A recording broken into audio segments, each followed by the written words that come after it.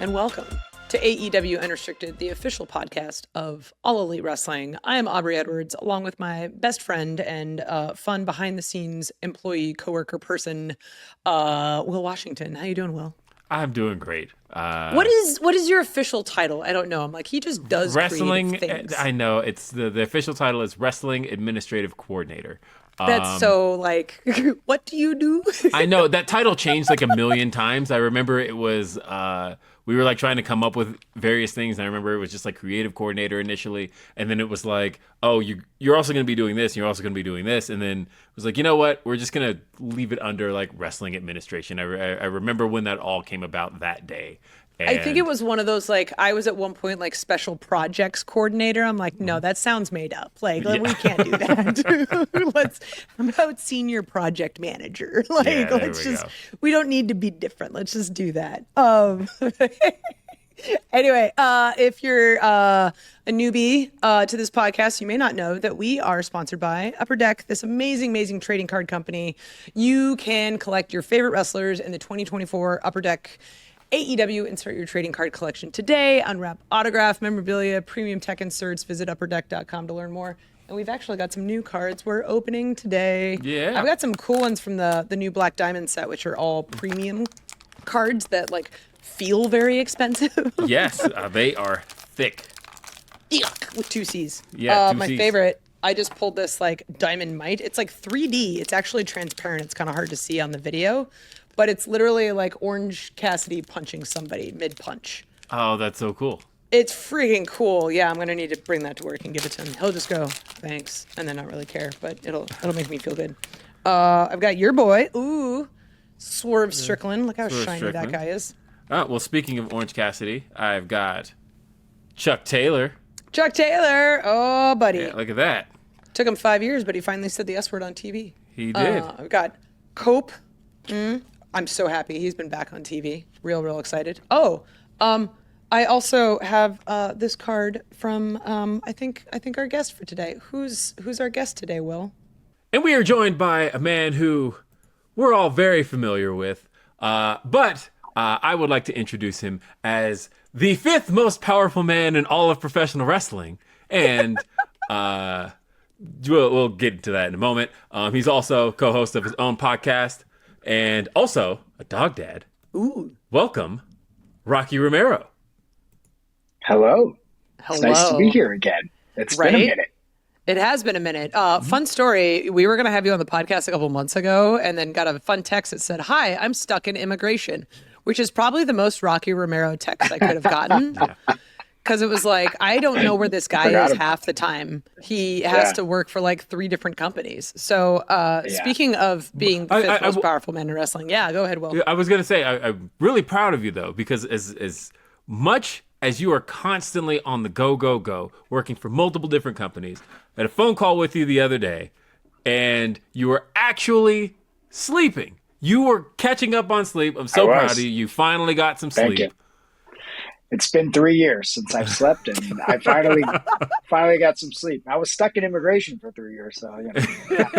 But no, that guy on TV, he's just been in a Rocky mask. Yeah, exactly. No, it's great to see you both and to be here once again on the pod. Well, let's talk about that 5th most powerful man in wrestling, which I know, like, we all throw that at you, and I always watch your look go, guys, but it's true. I mean, let's get the list. All of the job titles you currently hold in professional wrestling. Oh man, you're gonna really call me out, Will. Yeah. I hold a VP position for New Japan of America and a VP position for AEW, and then I help with the whole world of this wrestling cartel that we've kind of created between CMLL and AEW and New Japan and Rev Pro and in the UK and a host of other people that kind of are a part of this group that we kind of put together in the last couple of years.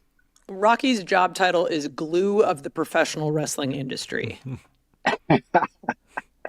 That's what I've learned. Right. It's just like Rocky probably knows somebody. He's just going to send a text and then magic happens. Right. That's a much better way to put it than fifth most powerful man. That's way too much stress. That's way Right. too much stress. The Yeah. glue of professional Thanks wrestling.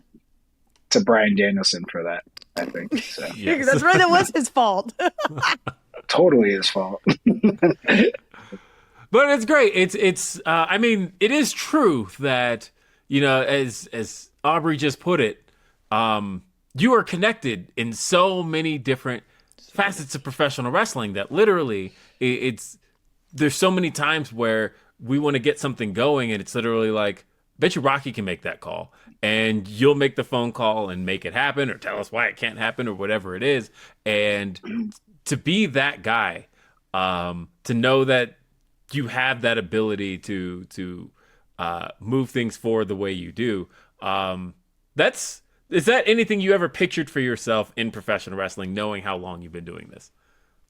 Not at the beginning, you just focused on how many bumps and cool moves you can do in the beginning, and then I think I would say maybe 8 or 9 years ago, I was working with a guy named Tiger Hattori in New Japan, and world famous, renowned, historic referee, and he kind of did the same thing, and I watched him do this with multiple talents, and it was like, oh, if we need somebody, let's reach out to Hattori. Hattori will figure it out, and he'll find somebody who knows somebody who knows somebody, and get in, make it all work and get connected.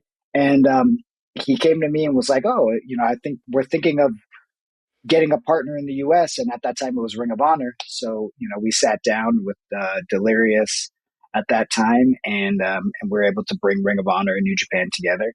And that was kind of the beginning of that. And that was kind of like my first step into trying to connect the world of professional wrestling. So that he was a great mentor when it came to that. And I kind of learned a lot from him. So pretty cool. Yeah. That's like I'm so you're very impressive because there's so many like egos and personalities in wrestling that oftentimes don't mix together. So the fact that you're able to navigate it amongst one company, let alone multiple, is a very, very unique talent. And I'm just like, I don't know how you do it. And then on top of that, every time I see you backstage, you're one of the most cool, calm, collected guys back there, even if you're wrestling that day. And I'm just like, what is your secret? Because you clearly don't sleep. So that's not working for me. Right. Right. I'm like part professional juggler, and, literally. And I don't know. I love the business, and I love the wrestling so much. I know we all do, but I just feel like, yeah, I think I learned it's very Japanese, like the Japanese style of like approaching it with trying to approach wrestling or like whatever you're doing without an ego, and really trying to bring the group together, because, if you load the boat and you've got a couple, people that are anchoring the boat, you really can't set sail, right? So I think it's very Japanese way of kind of like bringing it all together so that we can all set sail and we can all like grow and grow the business, So I think that's one way that I think it really affected me, and spending the time that I have in New Japan. That's always kind of been the way, like no matter what, if you have problems with this person or that person, or you don't see eye to eye philosophy wise, in the end, you just shut up and you work together, and you really try to make it work. And I think that is something that, has been instilled in me. And I kind of want to try to set that tone for all of us, as much as we can. And especially any projects that I'm involved in, because when you are putting two companies together and you're working together, each company has what they need or they want. Right. So then I try to be the middleman to bring, negotiate correctly where everybody kind of ends up with something that they wanted, or, and I think that's most important. And it's a give and take, and it's not easy. And, sometimes some things are like smooth and you just have a conversation like, great, we're ready to go. And some things, take months, months and months and months to kind of really get it going and chip away at it. And then, and the cool thing about wrestling is it's a water business, right? It like is constantly changes directions, freezes, heats up, boils, I mean, it's always moving and flowing. So you kind of have to be ready to move with it, and however it changes, you have to adapt. So that's also something that's been helpful, and just letting stuff go sometimes. The Rocky should also add lyricist to his job titles, because the metaphors he's throwing down, I'm just like, oh, buddy, like I got to make some notes here. These are great. The wrestling business is water. Like I've never heard that before, but it makes perfect sense. That's actually a Japanese term that they have with something like that. It's a water bit. They call it water business. So something else that I learned from Tori. Tori taught me that term, and I was like, that is the perfect way to put wrestling, because you always have to, stuff happens. People get hurt. Your business changes, networks change, like stuff that you can't really control all the time. So you have to be able to adapt and adapt quickly and go with the flow. Yeah. Yeah. Well, talking about, by the way, that's going to stick with me forever too. That's one of those ones that's just, I think is officially burned in my brain. Talking about having to essentially go between two companies and make sure that they're working in harmony. Let's talk about the most recent time that happened, which was Wrestle Dynasty. We are hot off of what ended up being an incredible show. One of the shows that saw Kenny Omega make his return to the ring against Gabe Kidd. An incredible match. It was one of those things, I rarely ever let my son stay up for a lot of things, but we stayed up for that one, and it was just an incredible night. But again, as a show that brought together the best of AEW and the best of New Japan, we've had conversations with you on the show before, talking about Forbidden Door and that kind of taking place on AEW's turf. I want to talk a little bit about how this all came together and putting it together on New Japan's turf. So yeah, very similar to Forbidden Door, like you said, Will. This time it started. There was always the conversation between AEW and New Japan of how can we bring Forbidden Door to Japan now, or is that an option to bring Forbidden Door to Japan? Because obviously, this year it'll be in London, and we saw it in Toronto, Canada, just a couple of years ago. So I feel like it's such a great event that is able to kind of move around from country to country, and maybe we will see Forbidden Door in Japan itself. But I think New Japan wanted to kind of bring that version to Japan, and they also kind of felt like, okay, well, it's our time to host now. We'll host the party. You've been hosting the party for a couple of years. We'll host the party, and why not make it on a weekend? Because Wrestle Kingdom, which is the traditional event, that's every January 4th.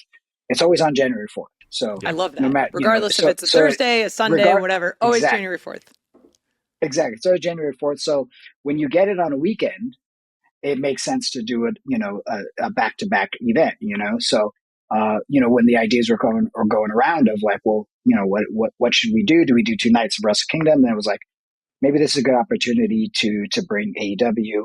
And then it was like, instead of just doing Forbidden Door, we've done AEW and New Japan co-branded show. Why don't we bring the rest of the partners in? Let's bring Stardom, Ring of Honor. Let's bring CMLL. So all the big partners, and we had representation from, the Rev Pro women's champion at the time, Mina Shirakawa. So it was a cool way to kind of bring them all together. And then like Forbidden Door, but slightly different, with everybody kind of being involved. So, the actual name Wrestle Dynasty was right pre-pandemic.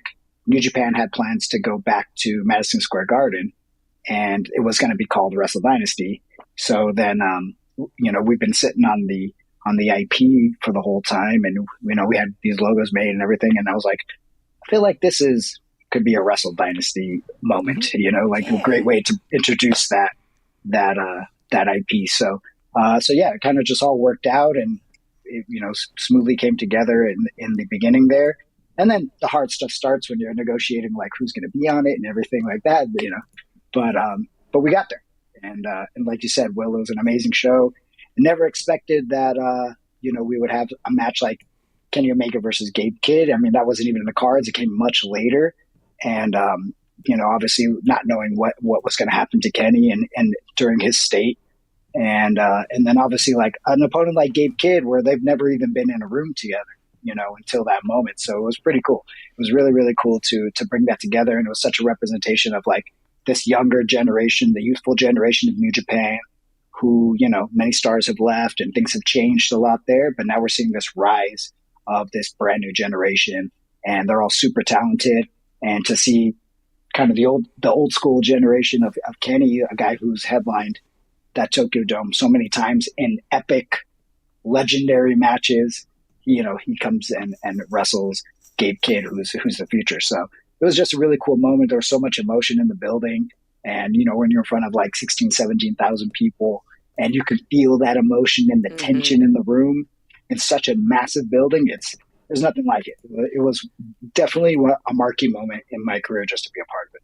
It's the best part of wrestling. It's the unmistakable feeling that you are a part of something, and you could just feel the emotion in the air that you can't recreate, like watching it on TV, or even if those two competitors face each other again in the future. It's like, it's that time, that place, that moment, that location, those circumstances. And it's just so absolutely beautiful. And there's much more I want to ask about with Wrestle Dynasty coming up, but we got to take a quick break. So stay tuned to AEW Unrestricted. AEW Unrestricted. It's Aubrey and Will with our guest Rocky Romero. Rocky, fifth most powerful man in pro wrestling. We're talking about Wrestle Dynasty. And you were talking a little bit about this next generation of New Japan stars, and we're really seeing it really start to take shape in guys like Yota Tsuji, right? Like, he really feels like a guy who is on his way to becoming almost one of the faces of the brand. How are you seeing a lot of this next generation shape up? I mean, it's been very interesting. I like the next generation because I feel that there's a lot of edge to them. Even like a guy like Shota who feels like he should be kind of like a white meat babyface, has a lot of edge, and I love that the crowd has been booing him and not, they kind of feel like maybe he's like a nepo baby type of situation because his dad is in the business, and like, and his dad is sometimes refereeing these matches, like he did at Wrestle Kingdom. So it's very interesting. It's very interesting, and it reminds me a little bit of like the Naito situation, like when Naito was going to wrestle Okada, and they had Nakamura versus Tanahashi in the other big match, and then the fans had voted that they wanted the main event to be, Tanahashi versus Nakamura instead of Okada versus Naito, and that kind of like everybody lost faith in Naito, and I felt like he lost faith himself. He went to Mexico, then came back a completely different guy and created a Los Ingobernables de Japón, and it was like the thing that projected him to the moon, So yeah, I'm curious to see how Shota reacts. I think it's very important. I think everybody will be watching, but I like that there's that polarization, of kind of what's going on. And then, like you said, Yota Tsuji is a person who I feel is undeniable. He's got that like Nakamura type charisma, but he's like super athletic, much more athletic than Shinsuke was, and very explosive. He comes from an American football background, which is very strange in Japan. It's not a very traditional sport that they play there. So, and he plays into his character, and he's got cool merch because of it. So I don't know. I think like he's doing all the right things to really show the world that he's already ready and there. And I think he is, to be the top of the top. And then you have somebody like Gabe Kidd, who's all just edge. You don't know what he's going to say or do, or, very like Brian Pillman. A lot of people have compared to him, but he's just a really, really great wrestler as well, so it's, you put that on top and you kind of put that all together. It's just a crazy mixture of talent and rawness that it's very hard to recreate. And it's very personal, and it has a lot of emotion behind it, which is something that we don't see. I think in American wrestling, we see stuff that's kind of sometimes feels overproduced a little bit, in certain situations, and where sometimes people aren't coming off as authentic as they could be. And I feel he's a guy who's super grounded, and everything you say, you're like, that's a real human talking. Yeah. That's a real person who has real raw emotions. And he also might punch me in the face in any second, so we don't know what's going to happen.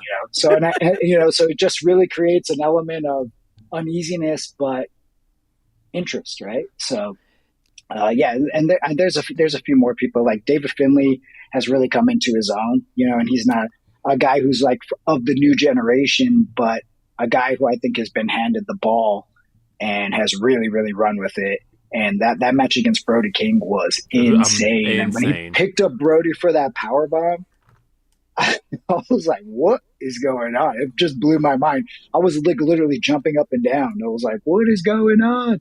So it was just a really cool event. And the mixture of just that element of, it is a celebration of wrestling and all the partnerships, but you can't help to feel a little bit of that element, like, it's your two favorite teams going against each other, and which side you want to root for. And you have favorites, of course, on the other side who you want to do well, so it was cool. It was a really cool event all in all.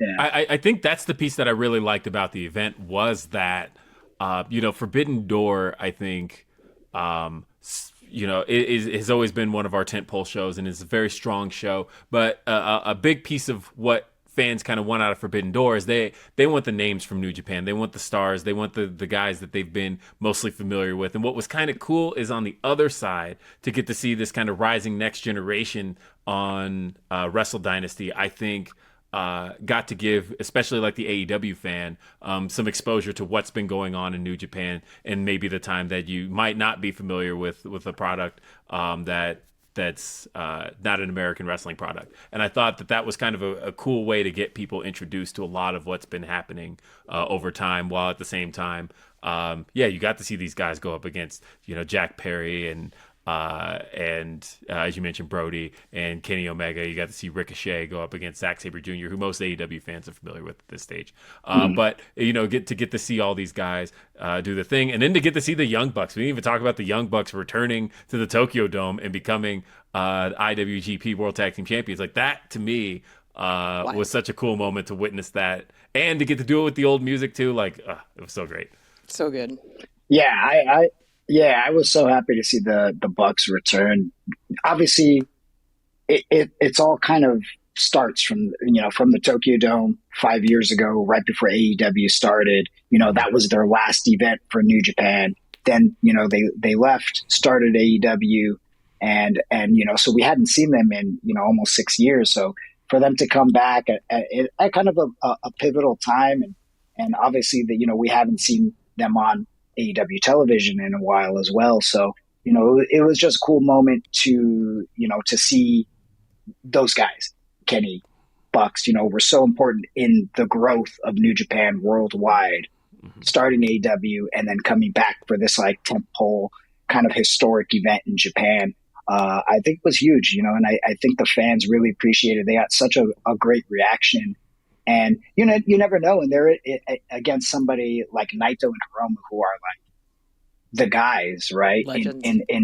In Legends in New Japan, and really they're the two guys who have really held the company on their shoulders. Not knowing Young Bucks win, what is the reaction going to be? And and it was nothing but happiness, for the Japanese fans to see that they're back in New Japan as well, and they're just I have so many great memories with the Bucks in the Tokyo Dome. Me and Trent versus the Bucks, and we've had a bunch of great four ways that always open the Tokyo Dome, and we kind of set the tone for the event. So it was cool for me to sit back and I'm doing commentary and I'm watching, those guys, go for the heavyweight championships as opposed to like the juniors, like we did so many times. And I don't know, it just felt good. It felt good for me. It's like, this feels cool. There's a lot of emotion that goes in along with it, for me as well as a performer, to watch those guys go out there and do their thing. Touching back a little bit on like watching the younger guys grow up and sort of like take the ball and run with it. I remember seeing Zack Sabre Jr. versus Ricochet announced, and I'm like, I saw that match in 2016 at an Evolve somewhere, I think in like New Orleans or whatever. And it was a banger then. And then to see where those guys have grown from. And I think that's one of the beautiful things of wrestling is we get invested in the people behind the characters and who they are and how they've changed and grown and where they've gone and who they've become since then and whatever storylines they may be in. It's kind of like a beautiful thing to kind of revisit these, I don't know, previous makeups. And like you said, like having all of this history with the two companies, because New Japan has such a storied history. AEW is still very young, but we have our own history developing. CMLL, like longest running active company in the world. So there's all of this going on, and it's so crazy. And I feel like one of the things that Wrestle Dynasty did well is it didn't just feel like this is Forbidden Door in New Japan. It felt like this is a New Japan event that is like Forbidden Door, but kind of their take on it. And I love that the two events feels different, very different, and kind of have their own vibe. But is there anything you've sort of learned from being involved in the planning of them that has helped one event over the other? Anything that you've taken from those that you're definitely going to apply to those in the future? Yeah, I think in the future I would like to see more, I mean, even more of a celebration of each company, like kind of like you're alluding to. I feel like CML we had the Lucha not battle Lucha Gauntlet, the Fantastic Mania Gauntlet. But I would like to see now, like, CML talents, going for different titles, whether they're AEW titles or defending CML titles, there, which I think would be really cool and really special because we haven't seen that, in a while, or we maybe get a glimpse of it every, once a year when CML visits and they do Fantastic Mania in Japan. But I'd like to see more of that, and I'd like to see, I was glad that we had Ring of Honor involved, but I mean, I think that's another thing, that we could have. Imagine if Jericho defended, the Ring of Honor World Championship, that would be cool. So, and definitely definitely wild. And I would love to see like Rev Pro, and, there's a couple other people that New Japan is working with, Maple Leaf Wrestling, I think that there's something to do there with Scott D'Amore. And, I would like to really just make it an even bigger celebration, the next time we do it, and really involve more talent and really see more use of everybody's best foot forward, or like best features, so I definitely want to see that again. And but yeah, there's definitely stuff to learn, and I'm excited about the next one and how it comes about. I think I've definitely learned a lot from this side to, because working on Forbidden Doors now I have a lot of experience working on Forbidden Door, and it was very similar, but like you said, it's a different take. It's New Japan side. And the Japanese fans are different than, American fans. So, just trying to serve them better and create a card that's even bigger and better than the one we did this year. So I don't know. I'm excited. I think there's a lot of potential in Wrestle Dynasty. Well, switching gears a little bit, let's talk about you. Because you on screen got to spend a big portion of last year being a part of the Conglomeration. Yes. And we've gotten to know you as far as the AEW fans are concerned. They've known you to be kind of a part of a lot of things. They've seen you as part of Chaos. They've seen you as a part of Best Friends. They've seen you kind of mingling here and there in a way like he does behind the scenes. Yeah, and you've gotten to stay kind of attached to a lot of these guys. With the Conglomeration, what was always so interesting to me about the Conglomeration, and really now that I'm like saying this out loud, I realize that was the birth of the Conglomeration. Really was the promos. It was getting to be the promos were really what made the Conglomeration. It was like we got to see this cool camaraderie between these guys, and then they got to go out there and have kick-ass matches. What was it like getting to be a part of that through the summer and the latter part of the year? Yeah, I mean, I felt like I started the year off with, a bunch of best friend drama, right? And obviously being so, close to Trent for so many years, and, Trent brought me into the group, and then everybody started doing their own thing. And, I felt kind of lost, in the shuffle a little bit of like, what side to pick. And, one side was pulling me this way, the other side was pulling me this way. There's a lot of stuff going on emotionally for me. So, I didn't really know where I was going to land. And I kind of floated and did my own thing and tried to separate myself a bit from it, and then obviously there's no way to get away from the drama. It always pulls you back in. And then right towards the end, then, the conglomeration was born, and it was all, with people who I had strong connections with, obviously Orange Cassidy and Mark Briscoe for so many years. I mean, my first Ring of Honor match ever, it was myself and Ricky Reyes versus the Briscoe brothers, so, wow. I mean, and that was, so it was pretty amazing to be in a group with Mark, because we've never really been on the same side together, and to be able to be, back to back with him, and some of the stuff that we've got into in the last year has been really, really cool.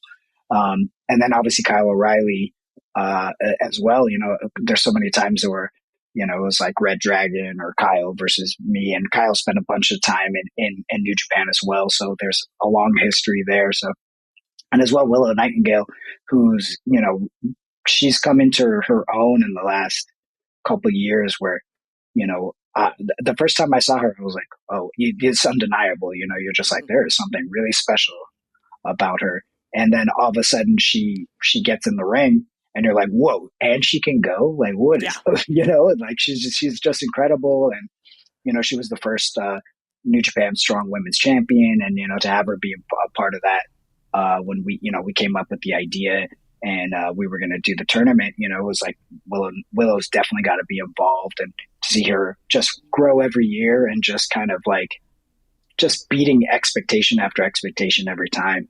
Talk about someone who gets the ball and runs with it. I feel like she makes touchdowns just constantly. She's just really amazing. So yeah, for me, it was like a dream come true, because I finally felt like, okay, great, I got a home again, and I've got people that I can lean on, which is important. And yeah, I'm excited to see what happens in 2025. Obviously, like the wrestling business is always like changing, like we talked about, like water. And so we'll see.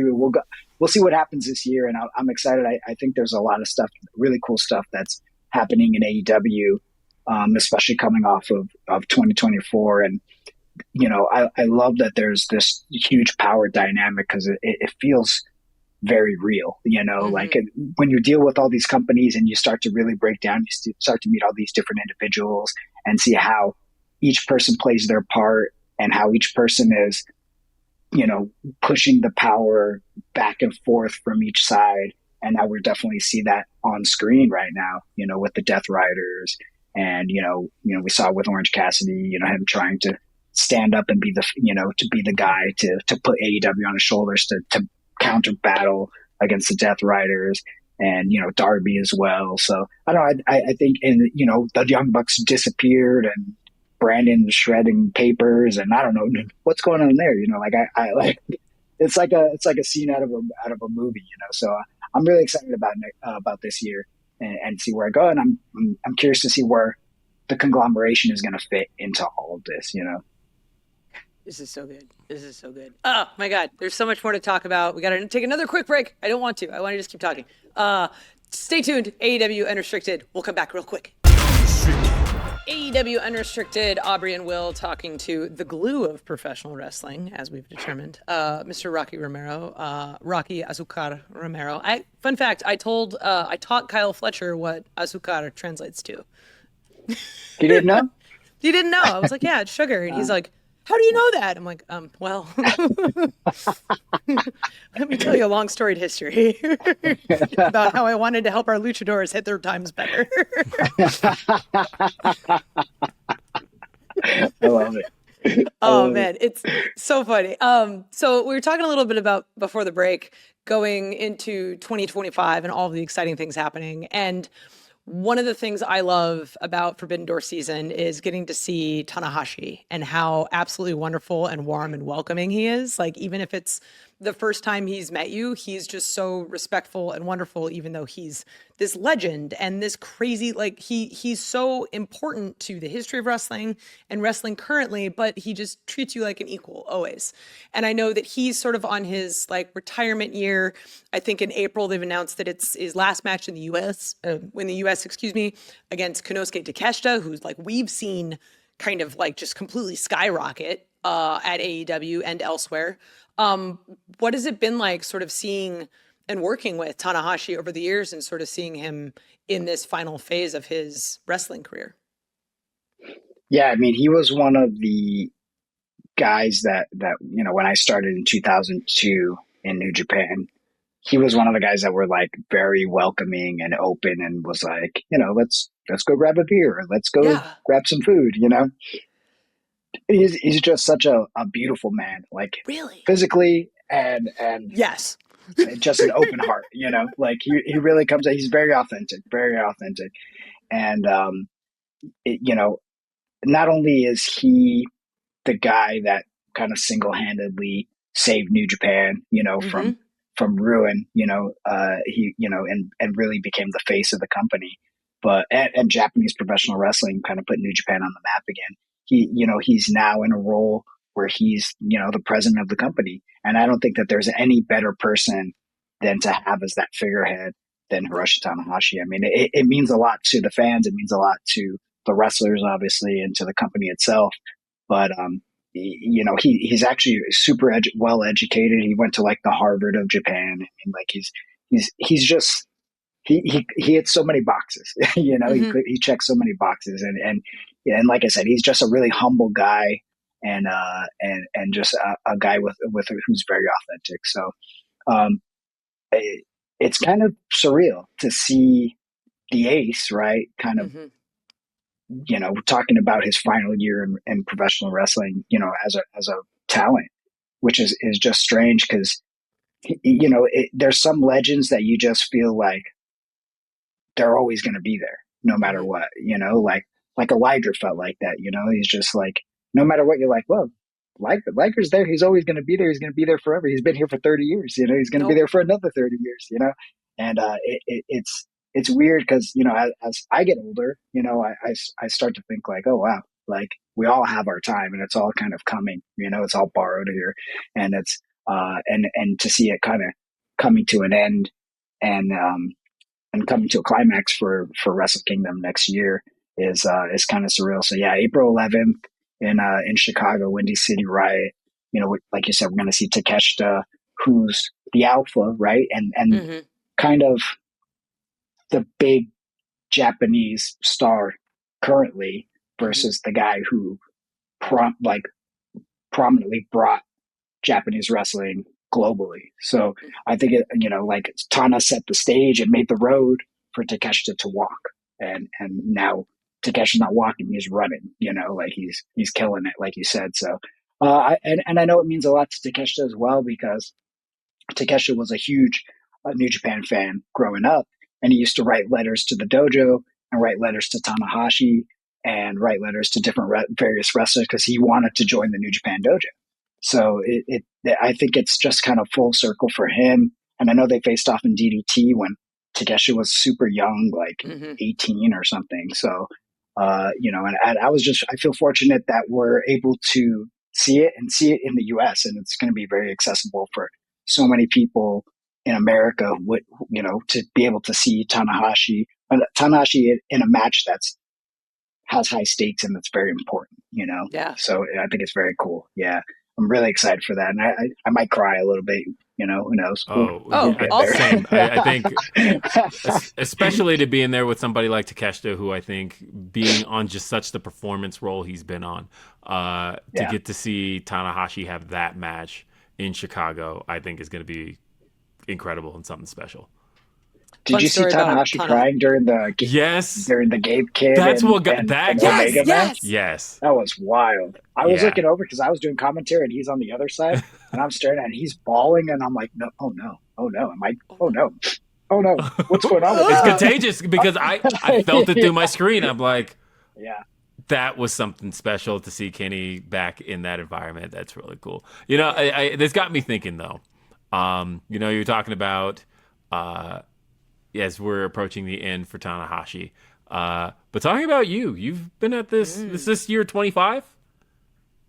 Something like that. Yeah, I try not to keep track. I know it's above 20, and I just say 20 plus because it just makes it easier. Right. But yeah, no, I mean, I think about it. I mean, when you start to see your contemporaries and the guys that you came up with start to kind of make the decision to go away, you start to think like, oh wow, like it's maybe coming a little faster than expected, and I don't know. I think about it all the time, and the kind of it changes, Like some days I'm like maybe 3 more years, and then some days it's like, well, maybe 5. I'm feeling really good. And if I'm on a high from a match, I'm like 5 years, no problem. But but I don't see it being more than 5. I think I'm getting closer and closer to it, and the busier and busier that I get, even though it's the thing that I love the most, is being able to perform in a ring and have the crowd go nuts. Is there's nothing like it. There's really nothing like it. So it's hard to walk away when you put it that way and you think about all these moments, and it's been my life for so long, and it's the one thing that I was enthralled with and just so fascinated by was professional wrestling. So it's going to be weird. And I never really thought I would make it to these heights. I never expected to make it as far as I have. So I don't take it for granted. And, when it happens, I don't know how it'll happen. I don't know if I'll have a send off or I'll just go quietly into the sunset, but we'll see. We'll see. I don't know. I know we're getting closer though. I can feel it. It's really cool you having the history that you do so that we can have these special moments like at Hammerstein, right? Like you come out, we do your entrance, and then we see Homicide upon the friggin' Tron. And how crazy was that, getting to tag with Homicide in ROH at Hammerstein Ballroom? It was very unexpected. I was very surprised in general, when I were like, we have Homicide and he's going to be your partner. And I'm like, what? I was right there in the room. I remember that conversation. Yeah. I was like, yeah. So, but really cool because, we obviously have a lot of history in that building together and in that area together. And of course, in Ring of Honor, that was probably the first big storyline that I was ever involved with. And, to be somebody who was new in Ring of Honor at that time and kind of just be thrown into the mix with all the top guys, because at that time Homicide was main eventer, and and it was Samoa Joe, and it was us and Low Key, and it was just a really crazy time, and I learned a lot really fast, and I feel very fortunate and lucky to have been in there with those guys, even though we're all young and we're still all just kind of figuring it out.